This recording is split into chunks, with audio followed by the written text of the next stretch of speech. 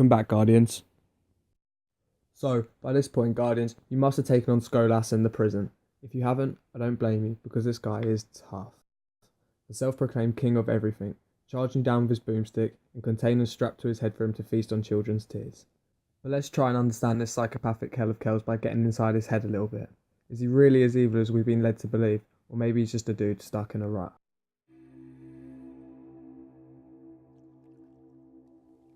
The cell cracks open. Skolas, Wolf Kell, stumbles out and crashes to his knees.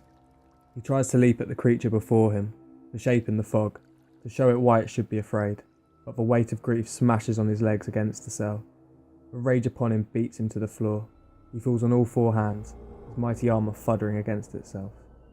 His house of walls is enslaved. His people have been played, and it was his hubris, his would-be cunning that did it. While the other houses fought for their future on Earth, growing themselves at the great machine, Skolas wasted his people in a game of betrayal and ambition. Bitter pride brought to a bitter end. If Skolas were a Kell, he would ask his Archon to dock him.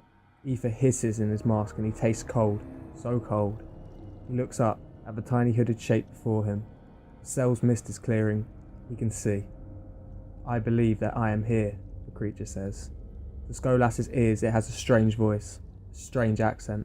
It speaks in his language. "I have a clear purpose. I cannot explain it, so forgive me." From beneath its hood, tiny figures of shadows probe the air. Skolas rises up to smash it, to show his strength, because the alternative to violence is waiting for violence to come from a universe that has neither respect nor compassion. But he checks himself. His ambitions have brought him here, to this cell, in this strange place. Only, it's not so strange, is it? It's the hold of a catch. "The Queen," he says to the thing. "You work for the Queen." "The Nine made me aware of my purpose," the creature says. "I am here, and it is because the Queen sent you to the Nine, and they wish for you to be sent back." "I will do no one else's work." Skolas has been in porn long enough. A Dreg told him once that she would play in a game as long as the game made sense. Nothing makes sense now, except the thought of Variks's throat shattering in his fist. Variks the utterly disloyal, Variks who should be welded to a ketch's prow atom by atom and left there as a figurehead to burn away. "I am comfortable," the creature with the moving face says.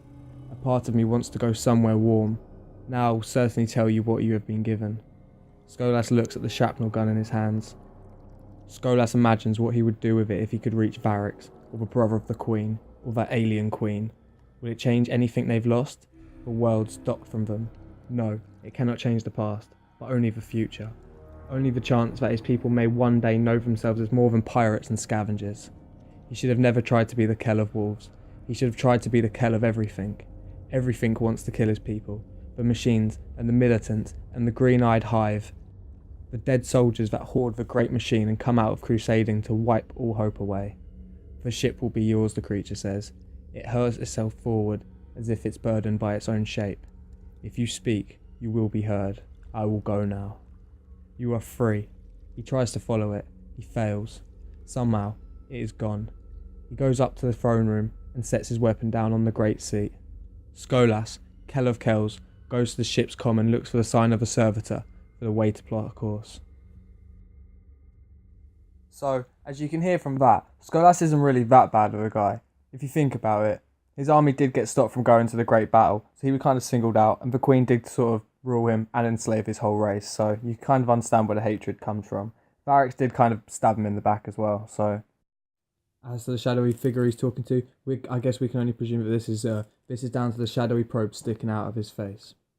As for the story of Skolas, this isn't the end. I will do another video, basically on how he became the Kell of Kells and went psychopathic. But still, I hope you enjoyed the video, everyone. Like, comment and subscribe. Until next time, take it easy.